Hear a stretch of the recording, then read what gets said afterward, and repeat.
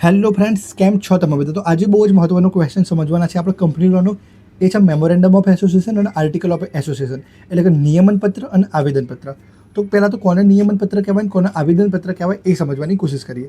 તો નિયમનપત્રનો શું મતલબ છે કે ભાઈ એ નિયમો બનાવે છે, અને આવેદનપત્રનો શું મતલબ છે ભાઈ એ આવેદન આપે છે. પણ એ રીતે પણ યાદ ના રહે તો અને આપણે કઈ રીતે રાખીએ ભાઈ, જે મેમોરેન્ડમ ઓફ એસોસિએશન છે એને કહેવાશે આવેદનપત્ર, બરાબર. મેમોરેન્ડમ છે એટલે એ આવેદન છે, બરાબર. તો આવેદન પત્રકની વાત કરીએ છીએ. તો મેમોરેન્ડમ ઓફ એસોસિએશન છે આવેદન પત્રક, અને એવું એટલે કે ભાઈ જે આર્ટિકલ ઓફ એસોસિએશન છે એ છે નિયમન પત્ર, બરાબર. નિયમોનો શું મતલબ થાય છે કે ભાઈ નિયમો હંમેશા તોડવા માટે બને છે. ખાલી યાદ રાખવા માટે કે નિયમો હંમેશા તોડવા માટે બને છે. એટલે કમજોર શું છે? આર્ટિકલ કમજોર છે. એટલા માટે એના આર્ટિકલની સાથે શું લઈશું આપણે? નિયમન પત્ર. અને મેમોરેન્ડમ એ મજબૂત હોય છે એટલે એના માટે લઈશું આપણે આવેદન પત્રક, બરાબર. હવે આપણે સમજવાની કોશિશ કરીએ છીએ મેમોરેન્ડમ ઓફ એસોસિએશન એટલે કે આવેદનપત્રક, એને શોર્ટમાં કહેવાય છે MOA. હવે આને થોડીક સમજવાની ડિટેલમાં કોશિશ કરીએ. તો મેમોરેન્ડમ ઓફ એસોસિએશનને સમજવા માટે અમુક વસ્તુઓ અને અમુક શબ્દો સમજી લેજો. જેમ કે સૌથી પહેલાં તો આ કંપનીનો ચાર્ટર છે. દેખો, કંપની કોઈ પણ તમારે બનાવી હોય કંપની, તો તમને 3 ડોક્યુમેન્ટ આપવા પડશે. માની લો કે તમે એક વ્યક્તિ છો, તમને એક મસ્ત કંપની બનાવી છે, તો એ કંપની બનાવવા માટે તમને 3 ડોક્યુમેન્ટ આપવા પડશે, ત્યારે જ તમારી કંપનીની સ્થાપના થશે. તો એક છે મેમોરેન્ડમ ઓફ એસોસિએશન, એક છે AOA એટલે કે આર્ટિકલ ઓફ એસોસિએશન, અને એક છે આપણું પ્રોસ્પેક્ટર્સ. તો આપણે અત્યારે આ બે સમજવાના કોશિશ કરીશું. એના પછી પ્રોસ્પેક્ટર્સ સમજી લઈશું અલગ વિડીયોમાં. એ પછી પણ આની પહેલાં આપણે એક વિડીયો બનાવ્યો ભાઈ કે ભાઈ કંપની કોને કહેવાય, બરોબર. એમાં કંપનીની વ્યાખ્યા પણ જોઈ લીધી હતી આપણે, અને કંપનીની લાક્ષણિકતાઓ પણ જોઈ લીધી હતી. તો એ વિડીયો પહેલાં જોઈ લેજો, પછી જ આ વિડીયોમાં આવજો, નહીં તો કંઈક ઇન્ટરેસ્ટિંગ બી નહીં લાગે, કંઈક મજા બી નહીં આવે. તો આપણે એ સમજ્યા હતા કે ભાઈ કંપની કઈ રીતે બનાય. તો આપણે એ સમજ્યા હતા તારે કે ભાઈ કંપનીની સ્થાપના માટે આપણે મેમોરેન્ડમ ઓફ એસોસિએશન અને આર્ટિકલ ઓફ એસોસિએશન જોઈશું. તો આજે આપણે એ સમજવાના છે કે ભાઈ આ મેમોરેન્ડમ ઓફ એસોસિએશન શું છે, આર્ટિકલ ઓફ એસોસિએશન શું છે. તો સૌથી પહેલાં મેમોરેન્ડમ ઓફ એસોસિએશનની વાત કરીએ તો એ શું કહે છે ભાઈ કે આ કંપનીનો બહુ મહત્ત્વનો દસ્તાવેજ છે. કંપનીની બધી જ અગત્યની માહિતી હોય તો એ મળી જાય છે આપણને મેમોરેન્ડમ ઓફ એસોસિએશનથી. આ જ કંપનીનું બંધારણ છે, આ જ કંપનીનો પાયાનો દસ્તાવેજ છે, બરાબર. બંધારણનો શું મતલબ છે કે ભાઈ આખી કંપની આનો જ ફોલો કરશે. જેમ આખો દેશ બંધારણનો ફોલો કરે છે, એમ આખી કંપની કોનો ફોલો કરશે? આ બંધારણને, એટલે કે મેમોરેન્ડમ ઓફ એસોસિએશનનો ફોલો કરશે. એટલે કંપનીનું બંધારણ છે, કંપનીનો મહત્ત્વનો દસ્તાવેજ છે, અગત્યની માહિતી કંપનીની આ MOAમાંથી મળી જાય છે. પાયાનો દસ્તાવેજ છે, એટલે કે ભાઈ કંપનીનો બેઝ કહેવાય એ આ છે. મેમોરેન્ડમ ઓફ એસોસિએશનમાં શું હોય છે તો ભાઈ એમાં વહીવટી નિયમો ઘડાય છે. એટલે દેખો, જેમ આપણા દેશના બંધારણથી અલગ અલગ કાયદાઓ બને છે, આપણા દેશના બંધારણથી અલગ અલગ નિયમો બને છે, એમ આ કંપનીનું બંધારણ છે. તો કંપનીના બંધારણ મુજબ જ બીજા બધા કાયદાઓ બનશે, એના નિયમો બનશે, બરાબર. તો એ શું કહેવાય છે ભાઈ કે વહીવટી જે નિયમો છે એ ઘડાશે. પછી એની વિરુદ્ધનું કામ ગેરકાયદેસર છે. કોની વિરુદ્ધનું કામ? તો મેમોરેન્ડમ ઓફ એસોસિએશનની વિરુદ્ધનું કામ બધું ગેરકાયદેસર છે, અને આ જ કંપનીનો ચાર્ટર છે. કંપનીની વાત કરીએ તો કંપનીમાં મેમોરેન્ડમ ઓફ એસોસિએશન શું મહત્વ ધરાવે છે? તો એક તો ભાઈ એ કંપનીનું કાર્યક્ષેત્ર નક્કી કરે છે, એટલે કે કંપની કયા કયા ક્ષેત્રોમાં કેટલા સુધી અને કઈ રીતે કામ કરશે એ દરેક વસ્તુ બતાવે છે મેમોરેન્ડમ ઓફ એસોસિએશન. એ પછી વાત કરીએ તો કંપનીની અધિકારો બતાવે છે, એની જવાબદારીઓ બતાવે છે, અને એના ઉદ્દેશ્યો બતાવે છે કે ભાઈ કંપનીનો પર્પસ શું છે. એ દરેક વસ્તુ આપણે ડિટેલમાં સમજીશું. પહેલાં અત્યારે ખાલી બેઝિક ઇન્ટ્રો સમજી લો તમે. એ પછી જો કોઈ જાહેર કંપની હોય તો 7 સભ્યોની સાઇન જોઈએ, એ તો તમને ખબર જ છે. અને કોઈ ખાનગી કંપની હોય તો 2 સભ્યોની સાઇન જોઈએ. જાહેર કંપની હોય 7 સભ્યોની સાઇન જોઈએ મિનિમમ, અને મેક્સિમમ કેટલા જોઈએ? મેક્સિમમ જોઈએ અનલિમિટેડ, બરાબર. અને જ્યારે ખાનગી કંપનીની વાત કરીએ છીએ તો 2 અને મેક્સિમમ 200, બરાબર. હવે અહીંયા 7 મેમ્બર જોઈએ, અહીંયા અનલિમિટેડ, અને અહીંયા 2 મેમ્બર જોઈએ અનલિમિટેડ. સોરી, 2 મેમ્બર જોઈએ ને 200 મેમ્બર. તો એ રીતે ખાનગી કંપની હોય છે અને એ રીતે જાહેર કંપની હોય છે. તો બધીની એટલે કે ભાઈ ખાનગી કંપની હોય કે અથવા તો ભાઈ જાહેર કંપની હોય, તો આવી કંપનીની એટલે કે બંને પ્રકારની કંપનીની નોંધણી કરવી હોય તો એના માટે જરૂરી શું છે? મેમોરેન્ડમ ઓફ એસોસિએશન એટલે કે આવેદનપત્રક. એ પછી મેમોરેન્ડમ ઓફ એસોસિએશનને સમજવાની કોશિશ કરીએ તો આ જાહેર દસ્તાવેજ છે. એવું મનાશે કે ભાઈ આ તમારી કંપની છે, બરાબર. તમે તમારી કંપનીનો દસ્તાવેજ બનાવી દીધો. તો હવે શું મનાશે કે ભાઈ તમારી કંપની જોડે જે કોઈ પણ વ્યક્તિ કોન્ટ્રાક્ટ કરશે તો એવું માની લેશે કે ભાઈ દરેક વ્યક્તિએ એ દસ્તાવેજને વાંચ્યું છે, એટલે કે મેમોરેન્ડમ ઓફ એસોસિએશનને વાંચ્યું છે. એટલે કે કંપની સાથે વ્યવહાર કરનારું દરેક વ્યક્તિએ એ દસ્તાવેજ વાંચ્યું છે એવું આપણે માની લઈશું. હવે જો કોઈ વ્યક્તિને તમારું MOA લેવું હોય, એટલે કે ભાઈ તમારું બંધારણ કોઈને લેવું હોય તો એ ક્યાંથી લેશે? તો એ તમારી કંપનીની રજિસ્ટ્રાર જોડેથી એ તમારું બંધારણ લઈ લેશે, બરાબર. એટલે કે તમારું MOA લઈ લેશે. એ પછી બીજી મહત્ત્વની વાત કરીએ કે ભાઈ જાહેર જનતા માટે એને રચનાત્મક કસોટી કહેવામાં આવે છે. એટલે કે ભાઈ જે જાહેર લોકો છે એ લોકો એને કહેશે રચનાત્મક કસોટી, બરાબર. હવે વાત કરીએ કે ભાઈ આ જે મેમોરેન્ડમ ઓફ એસોસિએશન છે એનું મહત્વ શું છે, બરાબર. તો જ્યારે આપણે મેમોરેન્ડમ ઓફ એસોસિએશનની વાત કર્યા છે એટલે કે ભાઈ આપણે આવેદનપત્રની વાત કર્યા છે, તો આવેદનપત્રના 4 મહત્વ આપણે અત્યારે સમજવાની કોશિશ કરીશું કે જે તમે એક્ઝામમાં પણ લખી શકો છો.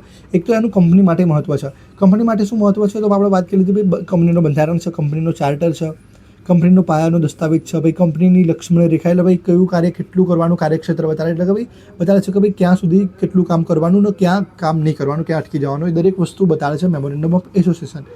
એટલે અને દેખો જેમ કે તમારા બંધારણમાં એમ લખી દીધું તમારી કંપનીના બંધારણમાં કે ભાઈ તમારે આટલા એરિયામાં જ કામ કરવાનું છે, આ એરિયાની બહાર તમારે જવાનું નથી. તો કોઈ પણ વ્યક્તિ આની અંદરથી બહાર જાય તો એની અંગત જવાબદારી કહેવાશે.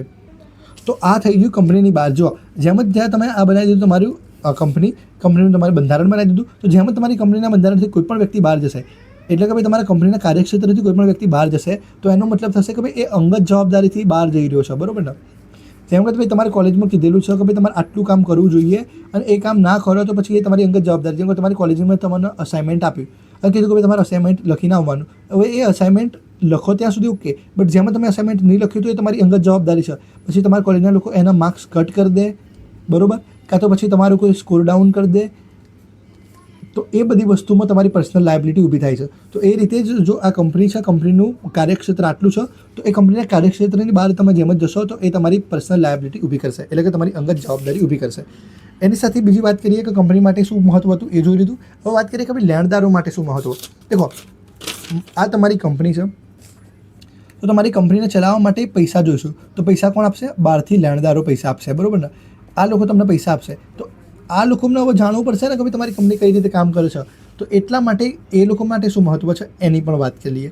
તો જેમ કે તમારી કંપની માટે પૈસા જોઈએ તો એ પૈસા તમને મળશે બેંકથી, કોઈ વેપારી તમને એ પૈસા આપશે.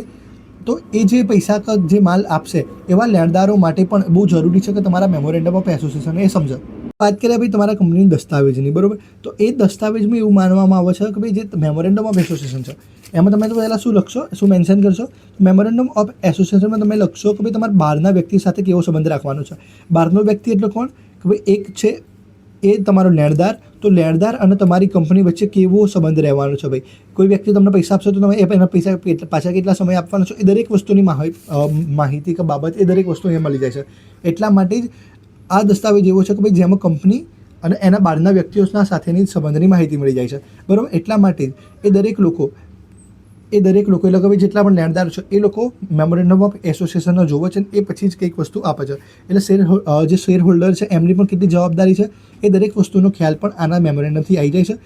એટલા માટે લેણદારો પણ એ વસ્તુ નક્કી કરશે કે ભાઈ કેટલું ધિરાણની મર્યાદા રાખવાની, એ દરેક વસ્તુ મેમોરેન્ડમ ઓફ એસોસિએશનનો જોઈને એ નક્કી કરશે. પછી વાત કરીએ શેર હોલ્ડરો માટે શું મહત્વ છે. દેખો એક છે કંપનીને પૈસા આપવાવાળો વ્યક્તિ, એક છે કંપનીને માલ આપવાવાળો વ્યક્તિ, એને કહેવાશે લેણદાર. એક વ્યક્તિ છે કે જે કંપનીના માટે મૂડી એકઠી કરે છે. કંપનીને પૈસાની જરૂર પડશે, જ્યારે આખી કંપની ચલાવવાની આવશે તો લેણદારો આખી કંપની નહીં ચલાવે. આખી કંપની કોણ ચલાવશે? આખી કંપની ચલાવશે શેર હોલ્ડરો.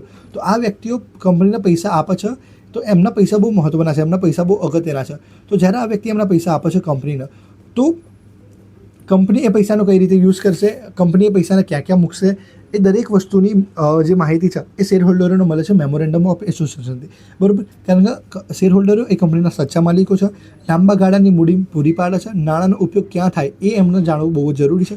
એટલા માટે કંપની યોગ્ય કામ કરે છે કે અયોગ્ય દરેક વસ્તુની માહિતી, કંપનીની કાર્યપદ્ધતિ, કંપનીનું સંચાલન, કંપનીનું વહીવટ, એ દરેક વસ્તુની માહિતી એનો મેમોરેન્ડમ ઓફ એસોસિએશનથી મળી જાય છે. એનો મતલબ ભાઈ તમારે કોઈ કંપનીનો શેર લેવો છે, બરાબર. આ કંપનીનો તમને શેર લેવો છે તો ભાઈ તમે આ કંપનીને પહેલાં ચેક કરશો ને કે ભાઈ કંપની કેવી રીતે કામ કરે છે, એનો મેનેજમેન્ટ કેવું છે, બરાબર. એ તમારા પૈસાનો કેવી રીતે યુઝ કરશે એ પછી તમે એના પૈસા આપશો. તો એ જ સેમ ટુ સેમ અહીંયા પણ વસ્તુ એ જ થાય છે. શેર હોલ્ડરનો એ જ મતલબ છે કે ભાઈ તમે કોઈ શેરને હોલ્ડ કરો છો, એટલે તમે કોઈ શેરને બાય કરો છો. પછી જાહેર જનતા માટે, તો આ જાહેર દસ્તાવેજ છે એટલા માટે જાહેર જનતા પણ એને વાંચી શકે છે, એટલા માટે જાહેર જનતા માટે પણ આ મહત્ત્વનું છે. એ પછી વાત કરીએ મેમોરેન્ડમમાં શું હોય. એક તો એના ક્લોઝ તો સમજીશું જ, પણ મેમોરેન્ડમ શું હોય કે ભાઈ આ છાપેલો હોય છે, બરાબર. એની સાથે જ આમાં અનુક્રમ નંબર પણ હોય છે, એના ફકરાઓ પણ હોય છે, એની અંદર નામ હોય છે, સરનામું હોય છે, ધંધો હોય છે, એટલે કે ભાઈ ધંધાનો પર્પઝ શું છે એ હોય છે, એની સાઇન હોય છે અને એક સાક્ષી પણ હોય છે. સાઇન કોની હોય? તો સાઇન હોય છે, આપણે સ્ટાર્ટિંગમાં જ વાત કરી હતી કોની સાઇન હોય, તો અહીંયા 7 લોકોની, અહીંયા 2 લોકોની, બરાબર. હવે સમજવાની કોશિશ કરે કે ભાઈ મેમોરેન્ડમ ઓફ એસોસિએશનમાં કઈ કઈ વસ્તુ હોય છે કે જે મહત્વની હોય છે અને એને મેન્શન કરવી બહુ જ અગત્યની હોય છે. તો એના આટલા ક્લોઝ છે, એક એક ક્લોઝ આપણે સમજવાની કોશિશ કરીએ. વાંચી લો એકવાર. હવે સૌથી પહેલાં આપણે સમજવાની કોશિશ કરીએ નેમ ક્લોઝને. એટલે કે ભાઈ તમારી કંપનીનું જે નામ છે એ તમારા કંપનીનું નામ બનાવવું પડશે. તો તમારું કંપનીનું નામ યુનિક હોવું જોઈએ. એટલે કે ભાઈ પહેલાં જો કોઈ કંપનીનું નામ હોય, જેમ કે અત્યારે હાલની કંપની છે રિલાયન્સ, તો તમે તમારી કંપનીનું નામ રિલાયન્સ ના રાખી શકો. તો પહેલાંથી જે કંપનીનું નામ છે એવું નામ તમે ના રાખી શકો. તમારે યુનિક નામ રાખવું પડશે. પછી એવું કોઈ પણ નામ ના રાખી શકો કે જે નામ ક્રાઇમમાં સામેલ થતો હોય, કાં તો કોઈની ડેફિનેશન કરતો હોય. જેમ કે તમે એવી કંપનીનું નામ ના રાખી શકો ભાઈ કે ભાઈ પાકિસ્તાન મુર્દાબાદ કંપની, બરાબર? એવું કોઈ પણ કંપનીનું નામ પણ તમે ના રાખી શકો. હવે તમારી કંપનીમાં તમારે નામ આપવું પડશે, તમારે એડ્રેસ આપવું પડશે. હવે તમારી કંપનીનું નામ અને એડ્રેસ તમારે ઇંગ્લિશમાં પણ આપવું પડશે અને લોકલ લેંગ્વેજમાં પણ આપવું પડશે. આ કહે છે કંપનીના જે મેમોરેન્ડમ ઓફ એસોસિએશન છે એની ક્લોઝ 1. એટલે કે ભાઈ એનો જે ક્લોઝ છે નેમ ક્લોઝ, એ વસ્તુ આટલું કહે છે. હવે એક બીજી પણ વસ્તુ છે ભાઈ કે જે એમ્બ્લેમ્સ એન્ડ નેમ જે પ્રિવેન્શન એક્ટ છે એમાં પણ તમને બતાવી છો કે તમે એના સેક્શન 3માં બતાવી છો કે કેવા કેવા નામ ના રાખી શકો, બરાબર? એ પછી વાત કરીએ રજિસ્ટર ઓફિસની વાત. તો સિચ્યુએશન ક્લોઝની વાત કરીએ. બીજું ક્લોઝ હતું સિચ્યુએશન ક્લોઝ. તો આ ક્લોઝ પણ યાદ રાખજો. સિચ્યુએશન ક્લોઝ શું કહે છે કે ભાઈ તમારી જે ઓફિસ છે રજિસ્ટર એ ક્યાં હોવી જોઈએ. તો એક તમે જે સ્ટેટમાં રજિસ્ટ્રેશન કરાવશો, એટલે કે જે સ્ટેટમાં તમારું ઓફિસ હશે, તમારી ઓફિસ જે સ્ટેટમાં હોય એ જ સ્ટેટ તમારી ઓફિસ બની જશે, અહીંયા રજિસ્ટર ઓફિસ. અને એ વસ્તુનું તમારે મેન્શન કરવું પડશે દસ્તાવેજમાં. એ ઓફિસનું નામ મેન્શન કરવું પડશે, સ્ટેટનું નામ મેન્શન કરવું પડશે. પ્રોમિસરી નેટમાં પણ તમારે એનું નામ મેન્શન કરવું પડશે અને બિલ ઓફ એક્સચેન્જમાં પણ એરે સ્ટેટનું નામ તમારે મેન્શન કરવું પડશે. એ પછી વાત કરીએ ઓબ્જેક્ટ ક્લોઝની. ઓબ્જેક્ટનો શું મતલબ છે કે ભાઈ તમે કોઈ કંપની બનાવો છો તો એ કંપની બનાવવાનો હેતુ શું છે, બરાબર? જેમ કે ભાઈ એક કંપની છે બોટ, તો એ બોટ તમારા માટે બનાવો છો ભાઈ જે ઇયરફોન્સ છે એ બધી વસ્તુ બનાવો છો, હેડફોન્સ છે એ બધી વસ્તુ બનાવો છો, બરાબર? તો એ દરેક કંપનીનું પોતપોતાનો પર્પઝ હોય છે. જેમ કે ભાઈ અમૂલની વાત કરીએ તો અમૂલ દૂધ અને દૂધની બનાવટોની વસ્તુ બનાવવા છે, બરાબર? તો એમ તમારે કંપનીનું પણ કોઈ પર્પઝ હશે ને તો તમારે એ પર્પઝ જણાવવો જરૂરી છે. તો ભાઈ કંપનીની ક્ષમતા શું છે એ દરેક વસ્તુ તમારા પર્પઝથી ખબર પડી જાય. અને અલ્ટ્રા વાયર, આનો શું કહેવામાં, આનો શું મતલબ છે એની સમજવાની કોશિશ કરીએ. જેમ કે તમે એમ કહી દીધું તમારે કંપની બનાવવાની હતી પિઝ્ઝાની, બરાબર? એક કામ કરો, અલગ વસ્તુ રાખો. જેમાં તમારી કંપની બનાવી દીધી મેગીની, તો તમે એક કંપની બનાવી દીધી મેગીની. હવે તમે એમ કીધું કે ભાઈ તમારી કંપની ખાલી ફક્ત ને ફક્ત મેગી બનાવી શકો, બરાબર? તમારી કંપનીનો હેતુ શું છે? તમારી કંપનીનો હેતુ છે મેગી બનાવવો. તો હવે જો તમારી કંપની મેગીને છોડીને પાસ્તા બનાવે છે અથવા તો મેગીની સાથે સાથે પાસ્તા બનાવે છે, તો એ વસ્તુ થઈ ગઈ અલ્ટ્રા વાયર. એટલે કે આ વસ્તુ પોસિબલ નથી, આ વસ્તુ લીગલ નથી, આ એના બંધારણની બહાર જતો રહ્યું. એનો શું મતલબ છે ભાઈ? કંપનીનું જે પર્પઝ છે એક પર્પઝની બહાર તમે ના જઈ શકો. જેમ કે બિયોન્ડ ધ લિમિટ, એટલે કે ભાઈ કંપની એમ કહે છે કે ભાઈ તમારે આ અવકાશમાં રહીને તમારે કામ કરવું જોઈએ. એટલે કે ભાઈ કંપનીનું ક્ષેત્ર આટલું છે, મેગી બનાવવાનું જ છે, તો તમે પાસ્તા ના બનાવી શકો. એ પછી વાત કરીએ ઓબ્જેક્ટ ક્લોઝની. તો ઓબ્જેક્ટ ક્લોઝમાં કઈ કઈ વસ્તુ મહત્વની હોવી જોઈએ. અત્યારે ઓબ્જેક્ટ ક્લોઝ જ સમજ્યા છે. અત્યારે સમજી લીધું કે આમાં પર્પઝ કયા હોવા જોઈએ, બરાબર? પર્પઝ કેવું હોવું જોઈએ. અલ્ટ્રા વાયર પણ સમજી લીધું. હવે આપણે સમજીએ કે ઓબ્જેક્ટ ક્લોઝમાં કઈ કઈ વસ્તુ ના હોવી જોઈએ. તો એક તો ભાઈ કાયદા વિરુદ્ધની વસ્તુ ના હોવી જોઈએ. ભાઈ તમે એવું બતાવો કે ભાઈ તમે એવી કંપની બનાવી છે કે જે કંપની તમને આતંકવાદી સામાનમાં મદદ કરશે, એટલે આતંકવાદી સામાન અપાવશે, તો એવી કંપની ના બનાવાય. પછી એવી કંપનીઝ એક્ટનો વિરોધ કરતી હોય, એટલે કે ભાઈ કંપની એક્ટને વાયલેટ કરતી હોય એવી પણ તમે કોઈ વસ્તુનું નામ, એવો પર્પઝ પણ તમે ના રાખી શકો. પબ્લિક પોલિસીમાં કંઈક પ્રોબ્લેમ કરતી હોય તો એવી પણ વસ્તુ, એટલે કે એવી પણ પર્પઝ તમે તમારી કંપનીમાં ના રાખી શકો. પછી તમારે કન્ફ્યુઝન છે, ભાઈ તમને ખબર જ નથી પડતી કે તમારે મેગી બનાવવી, કાં તો તમને પાસ્તા બનાવવા, કાં તો તમને નૂડલ્સ બનાવવા, અથવા તો તમને ભાઈ પેલું જે રતલામી સેવ છે, કાં તો અલગ અલગ વસ્તુઓ છે તો એ વસ્તુ બનાવવી, એવી તમને કંઈ કન્ફ્યુઝન છે તો એવું કન્ફ્યુઝન પણ નહીં ચાલે. તમારે ક્લિયર, નીટ એન્ડ ક્લીન હોવું જોઈએ કે તમારે કઈ વસ્તુ બનાવવી છે, તમારો પર્પઝ શું છે કંપનીનો. ભાઈ તમારો પર્પઝ નમકીન હોય તો તમારે નમકીન બનાવવાનું. તમારો પર્પઝ હોય ભાઈ તમારે રેસ્ટોરન્ટ બનાવી છે તો તમારો પર્પઝ એ ટાઈપનો હોવો જોઈએ. તો તમને જેવો પર્પઝ હોય એ પર્પઝ નીટ એન્ડ ક્લિયર હોવો જોઈએ, બરાબર? એ જ વસ્તુ અહીંયા પણ કહે છે. પછી કમ્પ્લીટ તમે જે પણ વસ્તુ બનાવો, જે પણ તમારો પર્પઝ હોય એ કમ્પ્લીટ હોવો જોઈએ. એ પછી વાત કરીએ લાયબિલિટી ક્લોઝની. લાયબિલિટી ક્લોઝ શું કહે છે ભાઈ? કે ભાઈ બે વસ્તુ હોય છે, એક તો લિમિટેડ બાય શેર્સ અને limited by guarantee. Limited by શેરનો શું મતલબ છે ભાઈ? તમે 10,000નો શેર ખરીદ્યો તો તમારો લોસ પણ 10,000નો થશે, અને તમે 10,000ની ગેરંટી આપી તો તમારે લોસ પણ 10,000નો થશે. એનો મતલબ એ થયો, બરાબર? તમે 50,000ના શેર ખરીદ્યા હોય તો તમારો લોસ મેક્સિમમ ટુ મેક્સિમમ 50,000નો થશે, અને તમે 35,000ની ગેરંટી આપી હોય તો તમારો લોસ એટલો જ થશે જેટલું તમારે ગેરંટી આપી હોય, બરાબર? જેમ કે ભાઈ તમે એક શેર ખરીદ્યો 1,00,000 રૂપિયાનો અને જે અનપેડ હતો તો તમારે એ વસ્તુ ચૂકવવી પડશે, બરાબર? અને જેટલી ગેરંટી આપી હતી એટલું પણ તમારે ભરવું પડશે. એટલે તમે 1,00,000 રૂપિયાનો શેર ખરીદ્યો અને તમારો લોસ થઈ ગયું 80,000નું, તો બી તમારે 1,00,000 રૂપિયા તો પૂરા આપવા જ પડશે, બરાબર? અને એ રીતે તમે જેટલી ગેરંટી આપી હતી એટલી ગેરંટી પણ તમારે પૂરી કરવી પડશે. 5મા ક્લોઝની વાત કરીએ. 5મો ક્લોઝ શું કહે છે ભાઈ? નેમ ક્લોઝ જોઈ લીધું, સિચ્યુએશન ક્લોઝ એટલે રાજ્યવાળી વાત જોઈ લીધી, ઓબ્જેક્ટ પર્પઝ જોઈ લીધું, લાયબિલિટી જોઈ લીધી. હવે આવશે કેપિટલ અને એના પછી આવશે સબસ્ક્રિપ્શન. કેપિટલનો શું મતલબ છે? તો કેપિટલનો એ મતલબ છે કે ભાઈ તમારી કંપનીમાં ઓથોરાઇઝ્ડ કેપિટલ કેટલું હોવું જોઈએ. એટલે કે ભાઈ તમારી કંપનીમાં એકચ્યુઅલી તમારે બતાવવાનું છે કે તમારી કંપનીમાં કેટલા પૈસા હોવા જોઈએ. એટલે કે ભાઈ તમે મેક્સિમમ દેખો આઈપીઓની વાત કરીએ આપણે, તારે આઈપીઓને સમજવાની કોશિશ કરીએ તો જેમ જ આઈપીઓ લાવે છે તો આઈપીઓ ફિક્સ અમુક પૈસાનું આવે છે, બરાબર. તો એ પૈસા અમુક આઈપીઓનો શું મતલબ છે ભાઈ? કોઈ કંપની પહેલી વખત બજારમાં આવે છે, કોઈ પબ્લિક કંપની પહેલી વખત આવી માર્કેટમાં અને એ કંપની કોઈક પૈસા ઉઠાવે છે. તો પૈસા હોઈ શકે જેમ કે ભાઈ કોઈ 100 કરોડનો આઈપીઓ લાવે, ઓકે, કોઈ 17 કરોડનો બી લાવે, બરાબર, કોઈ 700 કરોડનો બી આઈપીઓ લાવે. તો એમ તમને પણ તમારે વસ્તુ બતાવવી પડશે કે ભાઈ તમારી કંપનીના મેક્સિમમ તમે કેટલા શેર બહાર પાડી શકો છો. એ વસ્તુ તમારે અહીંયા બતાવવાનું કે ભાઈ તમે મેક્સિમમ કેટલા શેર બહાર પાડી શકો છો, મેક્સિમમ એની લિમિટ કેટલી હશે, લાઈફ ટાઈમ સુધી એની શું લિમિટ રહેશે, એ દરેક વસ્તુ અહીંયા બતાવે છે. બાકી વાંચી લો છો. એ પછી વાત કરીએ સબસ્ક્રાઇબર્સની. તો સબસ્ક્રાઇબર્સનો શું મતલબ છે કે ભાઈ તમે 1% કંપની છો, એટલે કે ભાઈ એ કંપની તમે બનાવી, જે કંપનીમાં કમ્પ્લીટ વહીવટ તમે જ કરો છો, કંપનીના કરતા હરતા તમે જ છો. તો જો શું તમે મરી જશો, બરાબર, તો શું કંપની બંધ થઈ જશે? તો ના. એનો મતલબ શું થયો કે ભાઈ તમારે એક વ્યક્તિના સબસ્ક્રિપ્શન તરફ રાખવું પડશે અને એને એક શેર આપવું પડશે, બરાબર. એટલે કે એકનો તમે સબસ્ક્રાઇબર રાખશો. હવે તમે બધા કદાચ મરી જાઓ, તમે પાગલ બની જાઓ, તો એ વ્યક્તિને તમે તમારી કંપનીમાં, એટલે કે ભાઈ એ વ્યક્તિનો અધિકાર મળી જશે તમારી કંપનીમાં. એટલે તમારા પછી કોઈ એક વ્યક્તિને તમારો અધિકાર મળી જાય તમારી કંપનીનો. એ વસ્તુ છે સબસ્ક્રિપ્શન ક્લોઝ. તો આપણે સમજી લીધું એમએલએ કમ્પ્લીટલી. હવે અલ્ટરેશન કરવું હોય એમઓએમાં તો તમે કરી શકો છો, બટ એ બહુ જ ડિફિકલ્ટ છે. આપણે કોન્સ્ટિટ્યુશન અમેન્ડમેન્ટ જોઈ લીધું હતું 368. એમાં આપણે એક વાત કરી હતી. કઈ વાત કરી હતી? કે ભાઈ એક હોય છે 51, એક હોય છે 51 + 2/3 અને એક હોય છે 51 2/3 અને વિશેષ બહુમતીવાળું. તો એ સમજો કે ભાઈ આમાં અલ્ટરેશન કરવું એટલે આ લેવલનું ડિફિકલ્ટ કામ છે. તો હવે આપણે સમજી લઈશું આર્ટિકલ ઓફ એસોસિએશનના. આપણે જોયું હતું memorandum of association. Memorandum of association ટૂંકમાં શું બતાવે છે એક વખત સમજી લઈએ. તો આ મેમોરેન્ડમ ઓફ એસોસિએશન, આ સમજો તમારી કંપની છે, તમે તમારા કંપની માટે બે ડોક્યુમેન્ટ બનાવે છે, એક આર્ટિકલ ઓફ એસોસિએશન, એક memorandum of association. Memorandum of association એ બતાવે છે કે ભાઈ તમારી કંપની છે, બરાબર. તો તમારી કંપનીમાં પહેલાં તેનું નામ શું હશે, એનો પર્પઝ શું છે, એ કયા રાજ્યમાં સ્થિત છે, એ દરેક વસ્તુ, બરાબર. બહારના વ્યક્તિઓ સાથે, એટલે આ તમારી કંપની છે, આ બહારનો લેણદાર છે, તો એ લોકોની સાથે કેવો વ્યવહાર રાખશે, આ શેર હોલ્ડરોનો એ ખબર પડશે કે ભાઈ કંપની કઈ રીતે કામ કરે છે, એનો પ્રોસિજર કઈ છે, તો એ ઉપરથી એ ઇન્વેસ્ટ કરી શકશે એમાં. તો એ દરેક વસ્તુ, એટલે કે ભાઈ બહારના સંબંધો, બાહ્ય સંબંધોનું કામ કોણ કરશે? Memorandum of association. Memorandum of association કંપનીનો બેઝ છે, એટલા માટે જ એને કંપનીનું બંધારણ કહેવામાં આવે છે, એટલા માટે જ એ કંપનીનું ચાર્ટર છે, એટલા માટે જ કંપની માટે બહુ જ મહત્ત્વનું છે. હવે આ જ વસ્તુને થોડુંક ઓપોઝિટ કરી દો એટલે એ બની જશે આપણું એવું, એટલે કે ભાઈ આર્ટિકલ ઓફ એસોસિએશન, જેને કહેવાય છે નિયમન પત્રો, બરાબર. નિયમન પત્રનો શું મતલબ છે ભાઈ? કે જ્યારે આ વાત કરે છે બાહ્યની, આ વાત કરે છે બહારની, એટલે કે ભાઈ બાહ્ય સંબંધો કઈ રીતે જાળવવાના, બરાબર. તો આ શું વાત કરે છે કે ભાઈ અંદરના સંબંધો કઈ રીતે જાળવવાના.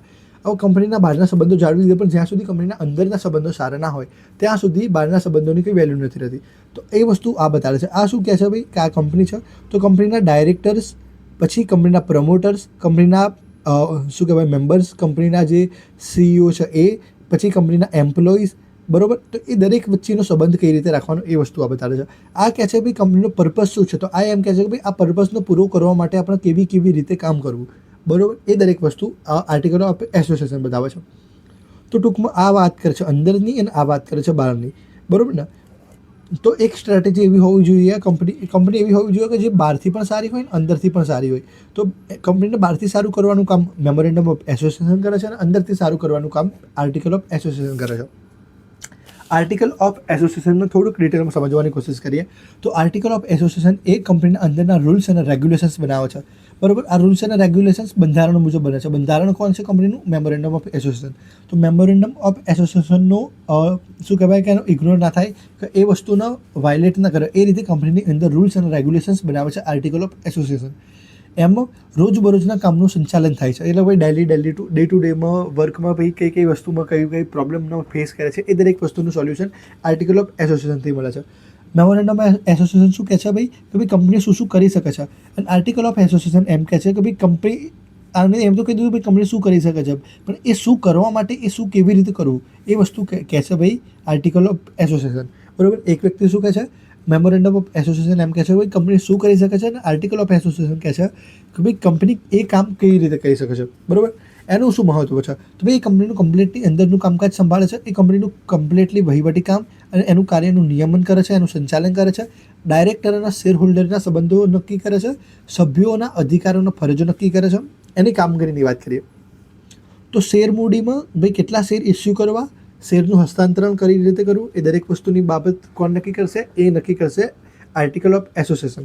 એને એ રીતે સમજી શકાય કે એમ આપણું એક દેશનું બંધારણ છે અને એ દેશના બંધારણથી બીજા બધા કાયદાઓ ચાલે છે, જેમ કે આઈપીસી, સીપીસી, બરાબર, પછી સીઆરપીસી, દરેક વસ્તુ આ દેશના કાયદાથી એટલે કે ભાઈ દેશના બંધારણ મુજબ ચાલે છે. આ કાયદાઓ આ બંધારણનું વાયોલેશન નથી કરતા. આ કાયદાઓ છે ને દેશના અંદરની સંરચના બતાવે છે, બરાબર. આ વસ્તુ બતાવે છે કે દેશ કેવો છે, અને આ વસ્તુ બતાવે છે કે ભાઈ દેશના અંદરના કાયદાઓ કેવા છે, બરાબર. આ દેશના અંદરથી સંચાલન કરે છે. તો એ જ વસ્તુ અહીંયા પણ છે કે ભાઈ આ દેશના એટલે કે ભાઈ આ કંપનીના અંદરથી એનું સંચાલન કરે છે. જેમ કે શેર મૂડીની વાત કરીએ તો શેર મૂડી ઇસ્યુ કરવાની, પછી શેર મૂડીનું હસ્તાંતરણ કરવાનું, એટલે ભાઈ શેર કેટલા ઇસ્યુ કરવાના, શેરનું ટ્રાન્સફર કેવી રીતે કરવાનું, એ દરેક વસ્તુ અહીંથી મળે છે. પછી વાત કરીએ ડાયરેક્ટરના નિયમોની કે ભાઈ ડાયરેક્ટર માટે નિયમો શું રહેશે, ડાયરેક્ટરની નિયુક્તિ કોણ કરશે, એની શું સત્તા છે, એની શું ફરજો છે, એને હટાવવા કઈ રીતે. પછી મિટિંગની વાત કરીએ તો ભાઈ મિટિંગમાં શું હોય કે ભાઈ મિટિંગ એટલે કે જે જાહેર સભાઓ છે તો એ કેવી રીતે બોલાવવી, કોણ બોલાવશે, ક્યારે બોલાવશે, પછી એનું શું નોટિસ છે, એની કોરમ શું છે, એની વોટિંગ કઈ રીતે થશે, એ દરેક વસ્તુ અહીંયા બતાવશે મિટિંગમાં. પછી ડિવિડન્ડ આપવું છે કે નથી આપવું, એ વસ્તુ કહેશે આર્ટિકલ ઓફ એસોસિએશન, બરાબર. પછી એકાઉન્ટ અને ઓડિટનું બધું કામ સંભાળશે, લોન કઈ રીતે લેવાની, કોની જોડે લેવાની, કેટલી લેવાની, દરેક વસ્તુ અહીંયાથી મળી છે. પછી કંપનીનો અંત કઈ રીતે આવશે એ પણ વસ્તુ અહીંયા આ બતાવે છે. આર્ટિકલ ઓફ એસોસિએશન શું કહે છે ભાઈ કે ભાઈ કંપનીમાં આમ ફેરફાર કરવો હોય એટલે કે આર્ટિકલ ઓફ એસોસિએશનમાં ફેરફાર કરવો હોય તો કરી શકાય છે. દેખો બે વસ્તુમાં આપણે વાત કરી હતી, મેમોરેન્ડમ ઓફ એસોસિએશનની વાત કરી હતી કે ભાઈ મેમોરેન્ડમ ઓફ એસોસિએશનમાં ફેરફાર કરવો છે થશે, બટ બહુ જ ડિફિકલ્ટ છે, અને આર્ટિકલ ઓફ એસોસિએશનમાં ફેરફાર કરવો બહુ જ ઇઝી છે, બરાબર ને. જેમ આપણે બંધારણમાં ફેરફાર કરવો બહુ મુશ્કેલ છે, એ રીતે જ મેમોરેન્ડમ ઓફ એસોસિએશન એટલે કે કંપનીના બંધારણમાં પણ ફેરફાર કરવો બહુ મુશ્કેલ છે, અને અન્ય કાયદાઓમાં આપણે ફેરફાર કરવો બહુ આસાન છે. એ રીતે જ આર્ટિકલ ઓફ એસોસિએશન પણ જે અન્ય વસ્તુઓ છે એમાં જે ફેરફાર કરવો હોય તો બહુ આસાન છે. હવે આ બંનેનું સિમિલર, બંનેનું જોઈને કહીએ કે ભાઈ બંનેનું શું મહત્વ છે, તો એક છે કે ભાઈ કંપનીની સ્થાપનામાં જે કંપની સ્થાપનાનું પ્રમાણપત્ર મેળવવું હોય એટલે કંપનીની સ્થાપના કરવી હોય તો આ બંનેની નોંધણીની ખૂબ જ જરૂરી છે. આ બંનેની નોંધણી કરીશું એટલે કે ભાઈ તમે તમારા રાજ્યની હેડ ઓફિસમાં ભાઈ કે જ્યાં તમારી કંપનીની નોંધણી થાય છે ત્યાં આ બંને ડોક્યુમેન્ટ આપશો, એ પછી જ તમારી કંપનીનું નોંધણી થશે, બરાબર. એ પછી તમારી કંપનીની સ્થાપના થશે. પછી નોંધણી થાય, જેમ જ આની નોંધણી થશે એ શું થશે, જાહેર દસ્તાવેજ બની જશે. સૌથી પહેલાં તમારા કંપનીની સ્થાપના કરાવવા માટે આ બંનેની નોંધણી કરાવવી પડશે. જેમ જ નોંધણી થશે આ બંને શું થશે, તમારા જાહેર દસ્તાવેજ બની જશે, બરાબર.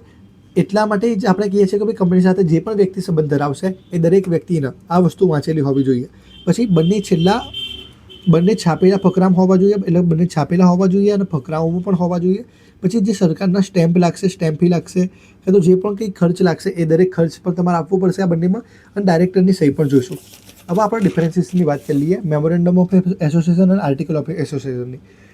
એક શું કહે છે ભાઈ, એક છે આવેદનપત્ર અને એક છે નિવેદનપત્ર. દેખો મેં શું કીધું હતું ભાઈ આમાં ફેરફાર જલ્દી કરી શકાય છે, એટલા માટે જ મેં શું કીધું હતું સ્ટાર્ટિંગમાં કે ભાઈ તમે નિયમનો યાદ રાખો. જેમ તમને ખબર પડશે કે ભાઈ નિયમ તોડવા માટે હોય છે તો તમને યાદ રહી જશે કે ભાઈ આર્ટિકલ બહુ ઇઝી છે એમાં ચેન્જીસ કરવા માટે, એટલા માટે જ આપણે એ રીતે વાત કરી હતી. હવે મેમોરેન્ડમ ઓફ એસોસિએશન શું કહે છે ભાઈ કે આ કંપનીનું બંધારણ છે, પાયાનો દસ્તાવેજ છે, અને આ કંપનીનો ગૌણ દસ્તાવેજ છે. આ બાહ્ય સંબંધો સાચવે છે, આ આંતરિક સંબંધો. આ જાહેર હોય કે ખાનગી કંપની હોય કે જાહેર કંપની હોય, ફરજિયાત રીતે તમારે શું કરવું પડશે ભાઈ કે ભાઈ એમઓએ આપવું જ પડશે. એટલે ભાઈ તમારે જાહેર કંપની બનાવી, ખાનગી કંપની બનાવી, તમારે એમઓએ જોઈશું જ.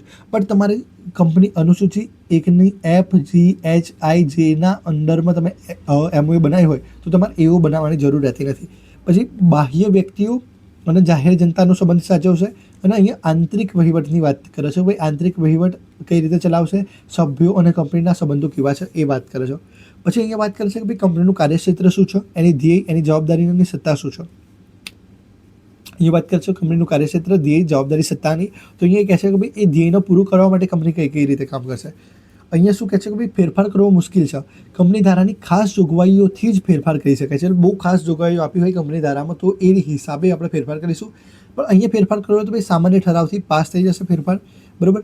અહીંયા શું કહે છે ભાઈ એમઓએનું ઉલ્લંઘન કરો, એમઓએને સમજો ફંડામેન્ટલ રાઇટ્સ છે, તો ફંડામેન્ટલ રાઇટ્સનું ઉલ્લંઘન કરો તો તમે ગમે તેટલું દમ તોડ્યો, ગમે તેટલી મહેનત કરો, બરાબર. જેમ કે ભાઈ પ્રાઇમ મિનિસ્ટરને લઈ લો, કેબિનેટ ઓફ મિનિસ્ટરને લઈ લો, આ લોકો ગમે તેટલી મહેનત કરશે તમારા ફંડામેન્ટલ રાઇટ્સને વાયલેટ નહીં કરી શકે. એ જ રીતે એમઓએને પણ એનો વાયલેટ કરવું હોય તો કંપનીના ડાયરેક્ટર્સ એના મેમ્બર્સ એક થઈ જાય તો પણ એમઓએનું વાયલેશન નહીં કરી શકે. પણ જો એવું એનું વાયલેશન કરવું હોય તો ભાઈ કંઈ ફરક નથી પડતો, સભ્યો સામાન્ય સંમતિ આપીને પણ એને માન્ય કરાવી શકે છે. એ પછી વાત કરીએ કાર્યક્ષેત્રની, તો સત્તાની બહાર નહીં જવાનું, સત્તાની બહાર જશો તો તમારી અંગત જવાબદારી. અહીંયા સત્તાની બહાર તમે જતા રહ્યા તો તમારી કંઈ વાંધો નહીં, તમે થોડુંક ફેરફાર કરી દો, બરાબર. અહીંયા ક્રમ અનુસાર વિગત નાખવાની, અને અહીંયા વિગતનું કોઈ પણ પ્રકારનો ક્રમ નહીં હોય તો ચાલશે. તો બેસિકલી આપણા આ વિડીયો થઈ ગયો છે ધ એન્ડ. તો તમારે એક વખત જોવું હોય તો તમે અહીંયાથી તમે જોઈ લો છો કે ભાઈ આ વસ્તુ આપણી આ રીતે ચાલશે, આ તમે ફેરફાર સમજી લો છો, બરાબર. આ વસ્તુ આપણે ક્લિયરલી અહીંયા લખેલી છે, તો તમે એક વખત વાંચવું હોય તો તમે વાંચી શકો છો, કાં તો તમે સ્ક્રીનશોટ લઈને પણ તમે જોઈ લો છો. તો આ આપણી વસ્તુ થઈ ગઈ ક્લિયર. તો આટલી વસ્તુ છે. હવે આના પછી નેક્સ્ટ આપણે વિડીયો બનાવી છે પ્રમોટર્સનો. સૌથી પહેલાં આપણે વિડીયો બનાવી દીધો હતો કે કંપની શું છે એ વસ્તુ, એની લક્ષણો. હવે memorandum of association, article of association સમજી લીધું. હવે કંપનીના પ્રમોટર્સને સમજવાની કોશિશ કરીશું આપણે.